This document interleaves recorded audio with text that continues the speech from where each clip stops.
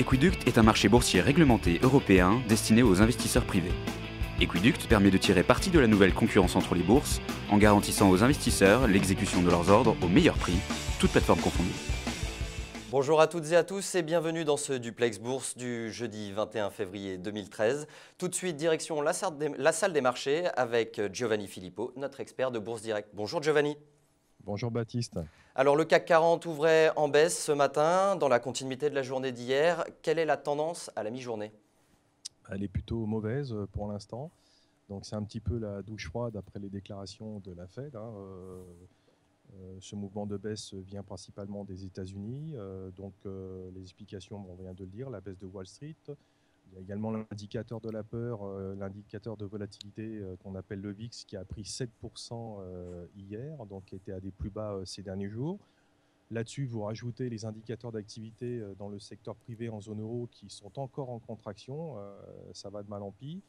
Le composite également est en contraction à 47,3. Et seulement l'Allemagne, qui reste un peu l'oasis en zone euro, a sorti des indicateurs au-dessus de 50. La France, c'est toujours catastrophique et plus inquiétant encore dans les services. Donc vous avez ce petit cocktail qui fait que le marché accuse singulièrement le coup ce matin.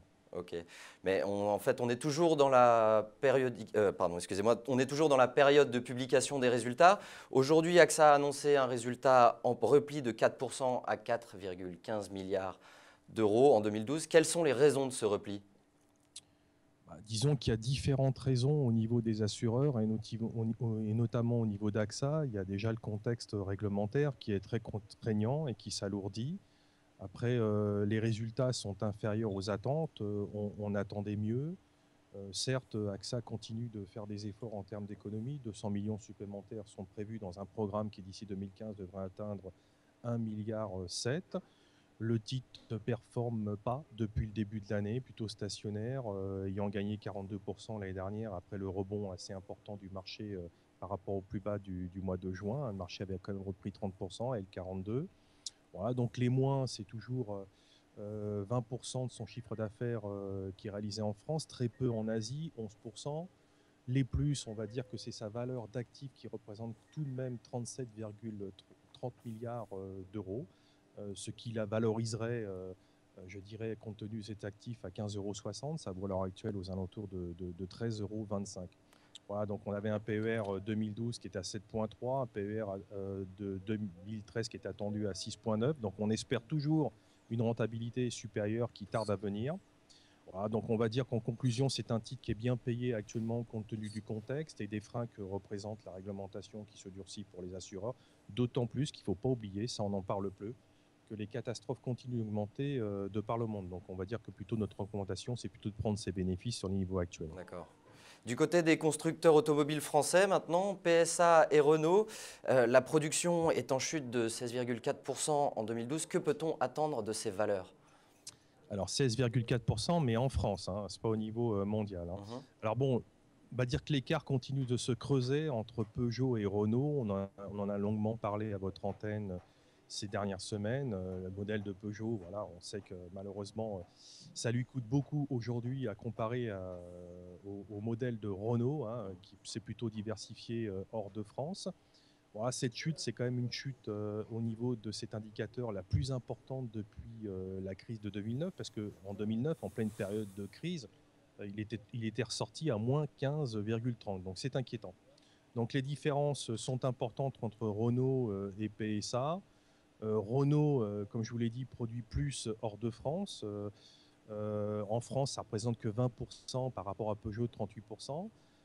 PSA en plus est donc plus impacté par l'activité sur les marchés matures, étant peu présente sur l'émergent.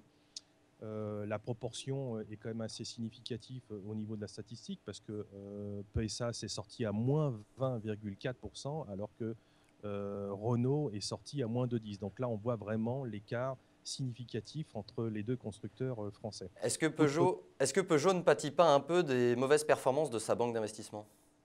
Alors, il y a aussi ça. Le problème, c'est que, bon, vous savez très bien comme moi qu'une société qui est en difficulté économique, qui, à travers sa banque, a du mal à trouver des lignes de crédit et doit d'abord asseoir, je dirais, se restructurer et retrouver, je dirais, un équilibre au niveau de son bilan, ce qui n'est pas le cas. Hein. Peugeot, de mémoire, la dernière fois on l'avait dit, je crois, a brûlé quand même déjà 2 milliards de cash cette année, donc il y a un réel problème à l'heure actuelle.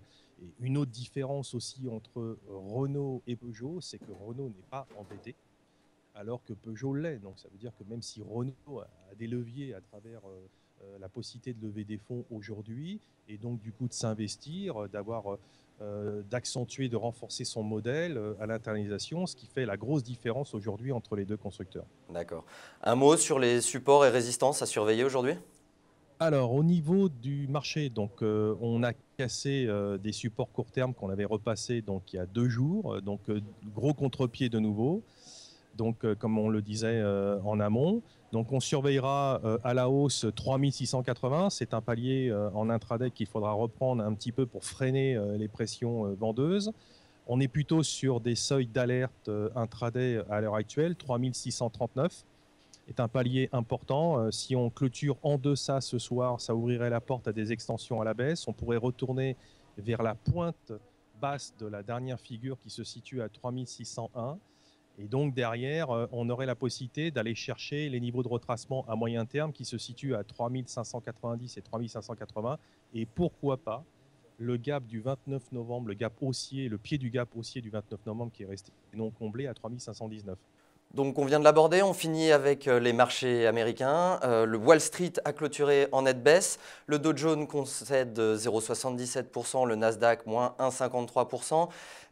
Les marchés se soucient des dissensions au sein de la Fed. Quelles sont les prévisions pour l'ouverture ? Pour l'instant, une poursuite du mouvement de baisse donc, amorcé hier. Donc, c'est pour ça aussi que le marché français ce matin continue à accentuer ses pertes. Donc effectivement, comme vous le soulignez, il y a des dissensions au niveau de la Fed qui viennent par rapport au niveau des montants et de la durée des injections donc, qui probablement connaîtront un terme d'ici la fin 2013. Juste pour rappel, la Fed a injecté depuis 2008 2500 milliards, continue un programme mensuel de 85 milliards. Donc un marché américain qui a été un peu tenu artificiellement et qui était remonté vers ses plus hauts historiques ces derniers jours, qui pourrait malheureusement dans le cas où se confirmerait un ralentissement des injections de la Fed qui pourrait consolider plus significativement à la baisse. Donc voilà, donc l'action de la Fed malheureusement n'apporte pas réellement les fruits escomptés parce que cette politique-là avait pour but de maintenir des taux bas, avait pour but de maintenir un dollar assez bas. L'effet recherché, c'était de permettre aux Américains de s'endetter à nouveau pour consommer, pour investir dans l'immobilier. Et du coup, repermettre à la croissance aux États-Unis de connaître des niveaux plus élevés.